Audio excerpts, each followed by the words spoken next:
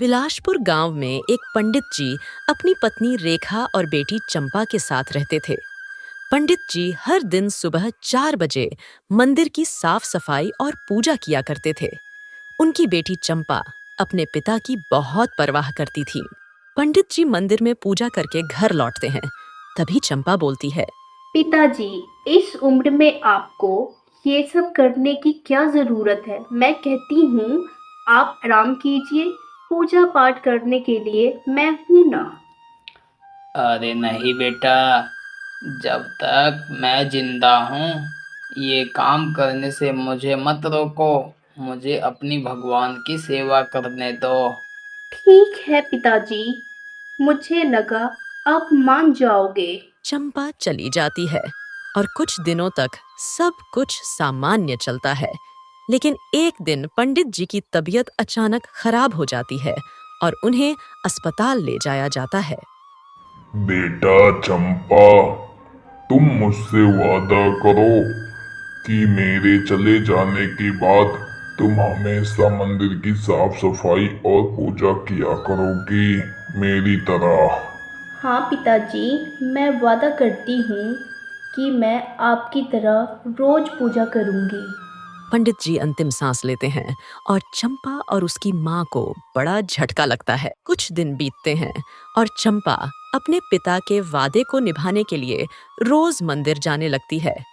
हरिया और उसका दोस्त रामू छुपकर उसे देखना शुरू करते हैं। माँ, आप भी मेरे साथ मंदिर चलिए, मुझे अकेले जाने में बहुत डर लगती है।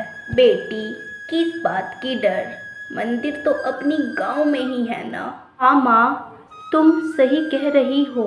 वादा तो मैंने किया था ना पिताजी से, तो तुम क्यों अपनी नींद खराब करोगी?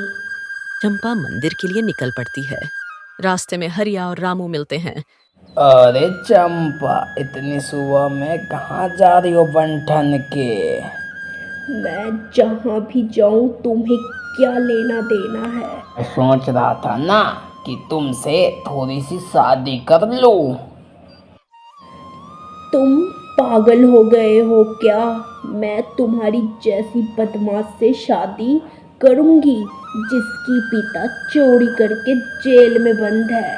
हरिया को ये बात बहुत बुरी लगती है और वह गुस्से में आकर चंपा के सर पर डंडे से वार कर देता है। खून बहता है और चंपा वहीं दम तोड़ देती है। हरिया और रामू उसे मारकर भाग जाते हैं, लेकिन चंपा अब एक चुड़ैल बन जाती है। चंपा अभी तक आई नहीं है, पता नहीं किस काम में इतनी लेट हो गई है। जाकर देखती हूँ अभी। चंपा चुड़ैल बनकर अपनी माँ के पास आती है। माँ, मैं यही हूँ माँ, मुझे देखो। लेकिन रेखा उसे नहीं देख पाती। चंपा चुड़ैल सोचती है कि उसे ही अब कुछ करना होगा। वह हरिया और रामू के पास जाती है और उन्हें मारने की कोशिश करती है, लेकिन वे भाग जाते हैं। हरिया एक बाबा के पास जाकर मदद मांगता है। अरे बाबा, मुझे बचा लो, मेरे पीछे एक चुड़ैल पड़ी हुई है। अगर नहीं बचाओगे तो मुझे मार देगी।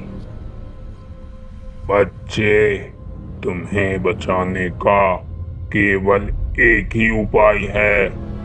इस घेरा के अंदर रहो, तभी तुम सुरक्षित रहोगे। जैसे ही तुम यहाँ से बाहर निकलोगे वो तुम्हें मार देगी। हरिया और रामू उस घेरा के अंदर रहने लगते हैं। दूसरी ओर चंपा चुड़ैल पछताने लगती है। एक दिन साधु बाबा रास्ते से गुजर रहे होते हैं। चंपा उन्हें देखती है और उनसे बात करने जाती है। बाबा, आप तो मेरी पिताजी की दोस्त हो ना? हाँ, लेकिन तुम कौन हो? मुझे कैसे जानती हो तुम? बाबा, मैं वही चंपा हूँ जो आपकी मंदिर में रोज पूजा करने आती थी। अरे हाँ बेटा चंपा, तुम हो। तुम्हारी मौत कैसे हुई? पूरा गांव वाले को लगता है वो पेड़ तुम पे गिर गई थी। नहीं बाबा, जब मैं पूजे के लिए आ रही थी तो हरिया और रामू ने मेरे सर पे डंडे मार के मुझे मार दिया। जब तक मैं उससे बदला नहीं लूंगी, जब तक मेरी आत्मा को शांति नहीं मिलेगी। बाबा, उसे आपको मुक्त करना पड़ेगा उस घेरे से, तभी जाकर मैं उससे बदला ले सकती हूँ। मुझे माफ कर दो बेटा, मुझे नहीं पता था कि वो दोनों तुम्हारे गुनहगार हैं। मैं आज रात को ही उसे मुक्त कर दूंगा, तुम उसे जाके मार देना। रात को चंपा चुड़ैल उस रेखा के पास पहुंचती है। हरिया और रामू उसे देखकर डर जाते हैं। अरे चंपा चुड़ैल, तुम यहाँ से चली जाओ, तुम कुछ नहीं कर पाओगे जब तक हम सब इस रेखा के अंदर हैं। लेकिन चंपा चुड़ैल रेखा के अंदर प्रवेश कर जाती है। हरिया और रामू का गला दबाकर दोनों को मार देती है। चंपा चुड़ैल हवा में गायब हो जाती है और उसकी आत्मा को शांति मिल जाती है।